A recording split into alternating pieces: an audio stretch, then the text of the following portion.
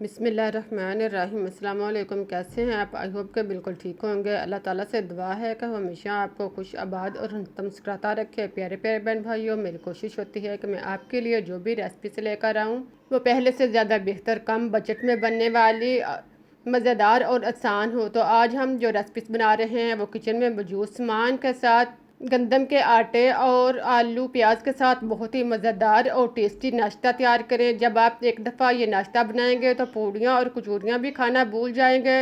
तो अब हम चलते हैं और मिलकर शुरू करते हैं अपनी आज की रेसिपी। इसके लिए हमें चाहिए आटा, 1 से 1.5 कप आटा। आपने जितना अपना नाश्ता बनाना है उस हिसाब से भी ले सकते हैं। हमारे पास इधर 1.5 कप गंदम का आटा है। इसे छान कर साफ़ कर लें और इसे एक बाउल में डाल लें। फिर इसमें आधा चम्मच अजवाइन शामिल करें और नमक आधा चम्मच डालने के बाद अब इसमें 1 चुटकी सुरख मिर्च पीसी हुई शामिल करें और 1 चुटकी हल्दी डालने के बाद अब इसमें 2 खाने के चम्मच घी शामिल करें। घी डालने के बाद इसको आटे के अंदर खूब अच्छी तरह मिक्स करें। इसको आटे के अंदर खूब अच्छी तरह मैश करें, हाथ के साथ इसको मलें और मिक्सर का देख लें कि ये अच्छी तरह मैश हो चुका है। फिर इसमें आप एज़ रिक्वायर्ड पानी डालते जाएं, थोड़ा थोड़ा इसमें पानी लगाते जाएं और इसे गूंदते जाएं।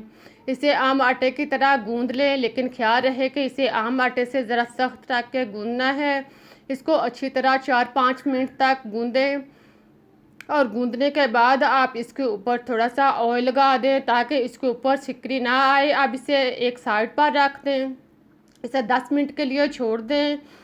इतनी देर में हम चूल्हे पर पैन जो कोई भी बर्तन रखते हैं इसमें 1 चम्मच ऑयल या घी डालने के बाद इसको गर्म होने दें। जब अच्छी तरह गर्म हो जाए तो फिर इसमें ज़ीरा शामिल करें। ज़ीरा डालने के बाद 1 चम्मच साबुत ज़ीरा डालने के बाद इसको हल्का सा ब्राउन करें। जब ये हल्का सा ब्राउन हो जाए, फ्राई हो जाए, तो इसमें 1 खाने का चम्मच अदरक और लहसुन का पेस्ट शामिल करें और इसको ब्राउन होने दें। इसको घी के अंदर मिक्स करें। जब ये ब्राउन होना शुरू हो जाए तो फिर इसमें प्याज, इनको बारीक काट लें। 2 प्याज लच्छे की तरह कटे हुए इसमें शामिल करें। प्याज को काट कर इसको अच्छी तरह धो लें और इनका पानी खुश्क करके इसमें शामिल करें। प्याज को हल्का सा ब्राउन होने पर अब इसमें 2 आलू, इनको बारीक काट लें या इनको लच्छे की तरह कटर कर लें और फिर इसमें शामिल करें। आलू को डालने के बाद अब इनको मिक्स करें और फिर इसमें हरी मिर्च 2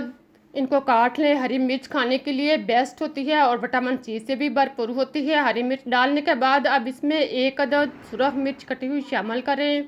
इनको मिक्स करने के बाद अब इसमें टेस्ट के मुताबिक नमक शामिल करें। नमक डालने के बाद अब इसमें हल्दी पाउडर आधा चम्मच शामिल करें और फिर इसमें धनिया पाउडर 1 चम्मच शामिल करें। इसके बाद इसमें आधा चम्मच काली मिर्च पाउडर शामिल करें और फिर इसमें चाट मसाला 1 चम्मच और आधा चम्मच गरम मसाला पिसा हुआ शामिल करें। इन सब मसालाजात को डालने के बाद इनको अच्छी तरह मिक्स करें और इसे 1 आधे मिनट के लिए फ्राई करें। जब ये सारे मसालाजात अच्छी तरह मिक्स हो जाएं तो इनका ढक्कन बंद करके इन्हें हल्की आंच पर 3 से 4 मिनट तक पकने दें। इस दौरान चूल्हा जो है वो धीमा कर दें, पानी ना लगाएं, इनको भाप में ही पकने दें। जब ये नरम हो जाए 3-4 मिनट के बाद इनका आप ढक्कन ओपन करके देखें और फिर चम्मच के साथ इनको ऊपर नीचे अच्छी तरह मिक्स करें। देखें ये काफ़ी हद तक नरम हो चुके हैं।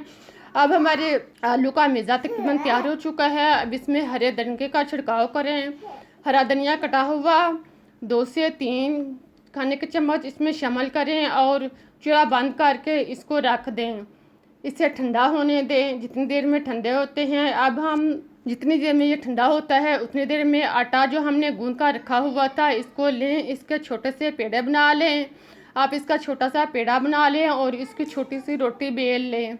इस तरह आप इसकी रोटियां जो हैं वो तैयार कर लें। अगर आप इस तरीके से रोटियां बनाना चाहते हैं तो भी आप बना सकते हैं, लेकिन एक और तरीका, अगर आप ज़्यादा रोटियां कम वक्त में बनाना चाहते हैं तो इसके लिए आप ऐसा करें कि एक बड़ा सा पेड़ा सारे आटे का बना लें। सारे आटे का बड़ा सा पेड़ा बनाने के बाद अब इसको बेल लें।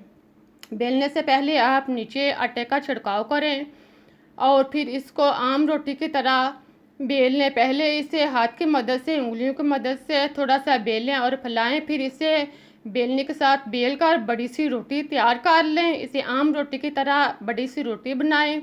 देखें बिल्कुल इस तरह हमारी रोटी जो है वो बड़ी सी तैयार हो चुकी है। इसे आम रोटी की तरह इस तरह की मोटाई की रोटी बना लें और फिर आप कोई डिब्बे का बड़ा सा ढक्कन लें या कोई बाउल, कोई भी चीज़ आपके पास जो है उसे लें, इसके ऊपर रख कर आप दबाएं। तो इस तरह आप कम वक्त में ज़्यादा रोटियां या स्नैक्स जो हैं वो बना सकते हैं। देखें इस तरह इसके ऊपर रख कर आप घुमाएंगे तो आप बहुत जल्द रोटियां जो है तैयार हो जाएंगी और गोल भी हैं।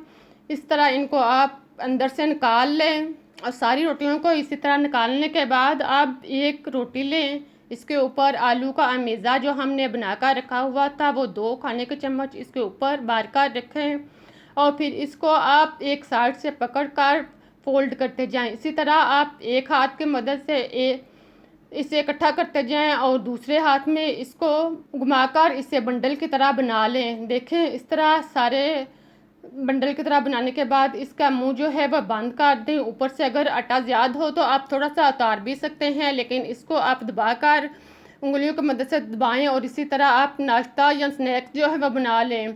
इसको आप हाथ की मदद से भी हमवार कर सकते हैं और इसके ऊपर 1-2 दफ़ा बेलनी भी लगा सकते हैं ताकि यह अच्छी तरह हमवार हो जाए। इसी तरह आप सारा नाश्ता बना लें। देखें हमारा नाश्ता जो है वह अब तकरीबन तैयार हो चुका है। अब हम इसे फ्राई करते हैं। फ्राई करने के लिए पहले आप ऑयल जो है वो अच्छी तरह गर्म करें। जब ऑयल गर्म हो जाए तो फिर इसमें एक एक करके स्नैक्स इसमें डालते जाएं और इसे दरमियानी आंच पर फ्राई करते जाएं। इसके ऊपर आप चम्मच के साथ ऑयल डालते जाएं। इस तरह आप देखेंगे कि ये फूलना शुरू हो गया है। इसे तेज़ आंच पर हरगिज़ मत पकाएं वरना ये अंदर से कच्चा रहेगा और आटा जो है वो क्रिस्पी भी नहीं होगा, फ्राई नहीं होगा। इस तरह आप इनको एक साइड से ब्राउन होने पर इनकी साइड चेंज करें और दूसरी साइड से भी इसे ब्राउन होने दें। आप देख रहे हैं कि नाश्ता जो है वो काफ़ी हद तक फूल चुका है।